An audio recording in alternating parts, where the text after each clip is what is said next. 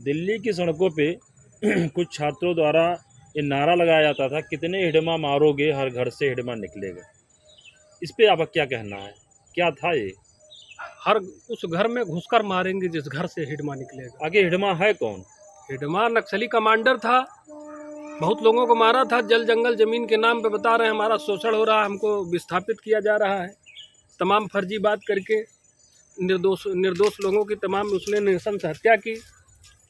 और ये जितनी स्टूडेंट कम्युनिटी हुआ जाके दिल्ली में धरना प्रदर्शन कर रही थी, पहली बात तो ये भटक गए, अब 76 बात आप करने लगे। अगर आप मानते हैं कि नहीं चलिए उसमें शामिल किया जाना उसको ज़रूरी था, तो राष्ट्र विरोधी गतिविधि ये थी जी। और जिस तरह से पुलिस ने कार्रवाई की है, हम पुलिस का धन्यवाद देते हैं। ऐसे असामाजिक तत्वों के खिलाफ ऐसा ही होना चाहिए। देश में रहना है तो शांतिप्रिय तरीके से संविधान के दायरे में रहकर आपको काम करना होगा। कोई यहाँ सशस्त्र विद्रोह करेगा, अपनी बात मनवाने के लिए गोला बारूद फेंकेगा, आंतरिक सुरक्षा को नुकसान पहुँचाएगा, तो उसके साथ वैसा ही बर्ताव होगा जैसा एक हम लोग बॉर्डर पर विरोधी सेना के साथ करते हैं। तो क्या ये बच्चे जो आंदोलन कर रहे थे, इनके पीछे कोई और व्यक्ति या कोई पावर लगा हुआ है, किनको ब्रेन वॉश कर रहा है? ये ऐसे स्टूडेंट्स हैं जिनका पढ़ाई लिखाई से कोई लेना देना नहीं है, डिप्रेस्ड हैं, परेशान हैं, हताश हैं। और इस कम्युनिटी को कहीं से फंडिंग हो गई। वामपंथी तो हर जगह हैं, मतलब माओवादी विचारधारा के लोग तो आपको मीडिया में भी मिल जाएंगे, स्टूडेंट कम्युनिटी में भी मिल जाएंगे। असल में इन लोगों को अपनी विचारधारा आगे बढ़ाने के लिए अच्छी खासी फंडिंग होती है। कहाँ से इनको धन मिल रहा है? अगर जंगली इलाकों में रह रहे हैं, दूरस्थ क्षेत्रों में रह रहे हैं, वहाँ कौन सी जो है वाणिज्यिक गतिविधि हो रही है तो कि इनको पैसा मिल रहा है? आपका क्या कहना है? ना तो भारत सरकार फंडिंग करती है, ना राज्य सरकार करती है, ना कोई ऐसी संस्था है भारत में जो इनको फंडिंग कर देती होगी, तो कहाँ से पैसा आता होगा? हमारे देश की आंतरिक सुरक्षा को नुकसान पहुँचाने के लिए जो बाहरी जो लोग आतंकवाद के समर्थक हैं, वो लोग देखते हैं कि देश में कौन सा गुट सरकार के खिलाफ है, कौन से गुट को इजीली हम मैनिपुलेट कर सकते हैं। इसको टेरर फंडिंग बोलते हैं कि हमारे देश में जो भी लोग इस तरह के हैं उनको कैसे फंडिंग पहुंचाई जाए। फेक करेंसी, बॉर्डर से ही आपको टेरर फंडिंग हो रही है, फेक करेंसी देश में आ रहा है, ड्रग ट्रैफिकिंग हो रही है, ह्यूमन ट्रैफिकिंग हो रही है, तरह तरह के अपराध हो रहे हैं।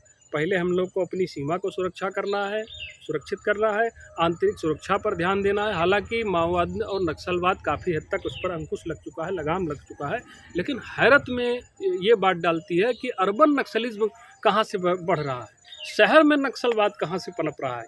तो ये वही कुंठा हताशा से ग्रस्त युवा हैं, दिशा विहीन, जो कहीं भी हैं तो जो है इस अमुक विचारधारा को पकड़ लिए, उसी को सही मान लिए और उसी का राग अलापने लगे, और फिर उनको फंडिंग भी इस तरह से हो रही है।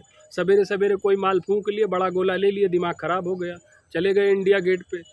नहीं तो सरकार लतियाए गए, दिमाग सही हो गया। सरकार तो सीमा पे पुलिस बल, बीएसएफ तमाम कमांडर लगा के रखी है, फिर भी कैसे ऐसा हो जाता है कि बाहर से लोग फंडिंग करते हैं? आपके प्रश्न के जवाब में एक प्रश्न करता हूँ। हमारी इंटरनल सिक्योरिटी के लिए पुलिस है, हर जगह है, तो क्या अपराध नहीं होते हैं? अपराध होते हैं, पुलिस बूथ है, थाने हैं, सब कुछ बना हुआ है। मैं बता रहा हूँ हमारी बॉर्डर की जो सीमा है 15,000 किलोमीटर की, उसकी प्रॉपर फेंसिंग नहीं हुई है।